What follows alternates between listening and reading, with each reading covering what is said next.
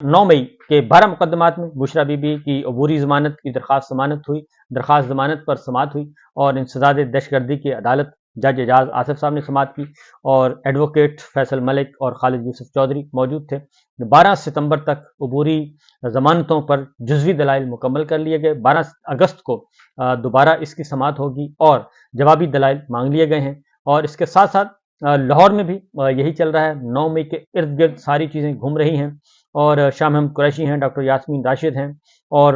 बाकी जितने भी हैं जी बाकी रहनुमा हैं पाकिस्तान तहरीक इंसाफ के, उन सब के उमर सरफराज चीमा हैं और हाफिज़ फरत अब्बास हैं और ये सब के सब इनको घुमाया हुआ है 9 मई के हवाले से। वो लाहौर में भी 9 मई चल रहा है और शाह महमूद कुरैशी और डॉक्टर यास्मीन राशिद और दीगर के खिलाफ जो केसेस थे, तो शाह महमूद कुरैशी साहब ने वाज़ेह तौर पे कहा कि अदालत मेरा और प्रोसिक्यूशन का कुरान मजीद पर हल्फ ले, सबूत गवाहों को छोड़ें, अब बात कुरान मजीद पे होगी और कुरान मजीद पे हल्फ होगा। और शाह महमूद कुरैशी, उमर चीमा, एजाज चौधरी साहब और दीगर जो रहनुमा हैं, उन्होंने यास्मीन राशिद की जमानतों पर फैसला करने की इस्तदा की। उन्हें कहा जी हमें छोड़ें। अब ये लेवल ये आ गया कि वो कहते हैं हमें छोड़ें जी, आप डॉक्टर यास्मीन राशिद की दरख्वास्त जमानत को सुनें और इनकी जमानत मंजूर करें। और यास्मीन राशिद कैंसर की मरीदा हैं, हम अपनी जमानतों की दरख्वास्त वापस ले लेते हैं। यानी उन्होंने कहा कि हम जेलों में रहने के लिए तैयार हैं। शाह महमूद कुरैशी ने कहा, उमर चीमा ने कहा, एजाज चौधरी साहब ने कहा और दीगर जो रहनुमा वहां पे मौजूद थे, कारकुनान मौजूद थे, उन्होंने कहा जनाब हम अपनी दरखास्तें वापस ले लेते हैं, आप इनकी मुकदमात सुनें और बुशरा और डॉक्टर यास्मीन राशिद को रिहा करें। तो जज साहब ने कहा कि जी हम मंगवा लेते हैं, मैंने मंगवाया है, आज फैसला कर दूंगा। रिकॉर्ड पेश ना करने पर भी तफ्तीश अफसरान को मुतअद्दिद शोकाज नोटिस भी जारी किए हैं, ये अदालत ने कहा। तो हैरान हूँ रिकॉर्ड क्यों नहीं आया, तो एक दो पेशियों पर फैसला कर देता हूँ। तो जनाब अगर रिकॉर्ड होता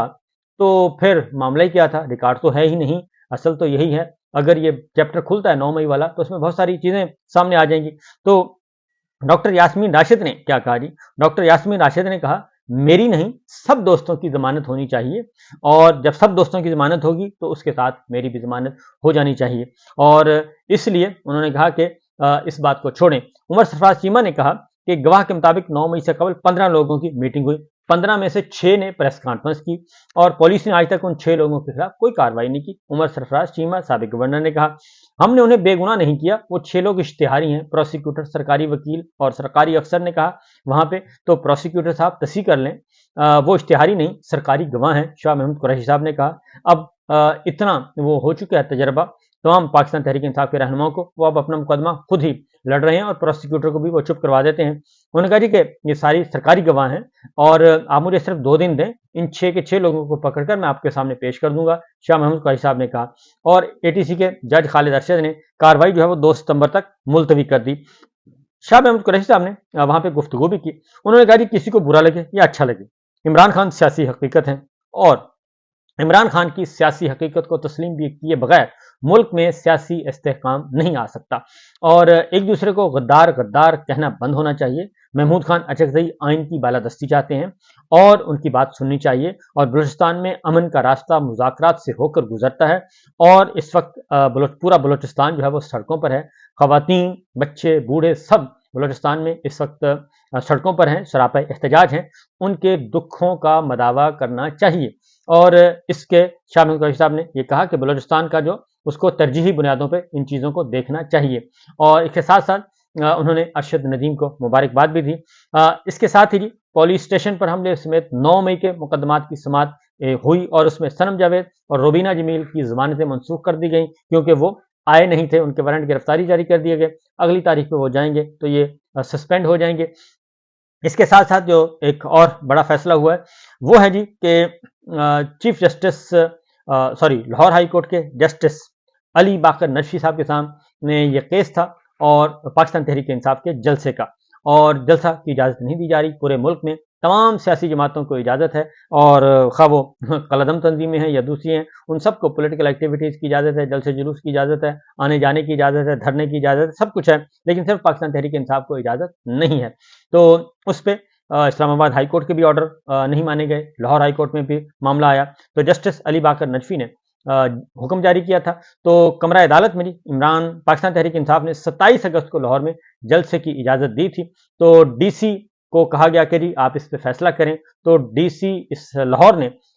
اس پہ دے دی ہے اجازت، اور 16 اگست کو لاہور ہائی کورٹ نے کہا ہے کہ اس کی مکمل طور پہ عمل درآمد رپورٹ جو ہے وہ جو ہے ایشورنس، یقین دہانی جو ہے وہ انڈرٹیکنگ دیں آ کے بتائیں کہ اس پہ فیصلہ ہو چکا ہے۔ لہذا 16 اگست دوبارہ تاریخ ہے، لیکن 27 اگست کو لاہور میں پاکستان تحریک انصاف کا جلسہ ہوگا، اور یہ جلسہ تقریباً 1.5 سال کے بعد یہ جلسہ ہوگا، کیونکہ 9 مئی کے بعد کوئی جلسے کی اجازت نہیں دی گئی پاکستان تحریک انصاف کو۔ اس کے لیے یہ ساری چیزیں چل رہی ہیں۔ دوسری جانب چیف جسٹس پاکستان قاضی قاضی فائز صاحب کے خلاف جو ایک فتویٰ جاری ہوا تھا، اور اس فتوے کا کیس بھی چل رہا ہے، اور فتوے کے کیس کے مرکزی ملزم جو ہیں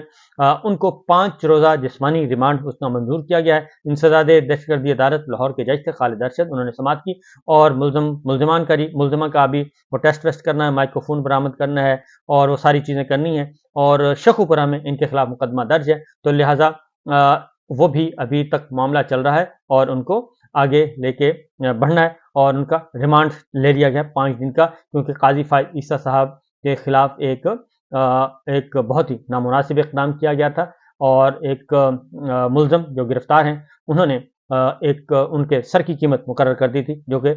بالکل نہ ہی آئین تسلیم کرتا ہے، نہ قانون تسلیم کرتا ہے، نہ ہی کوئی بھی معاشرہ اس بات کی اجازت دیتا ہے، تو اس پہ صورتحال ہوئی ہے۔ جبکہ دوسری جانب پاکستان میں اس وقت سب سے بڑا بحران چل رہا ہے وہ پاسپورٹ کا بحران بھی ہے، اور یہ ایک بہت بڑا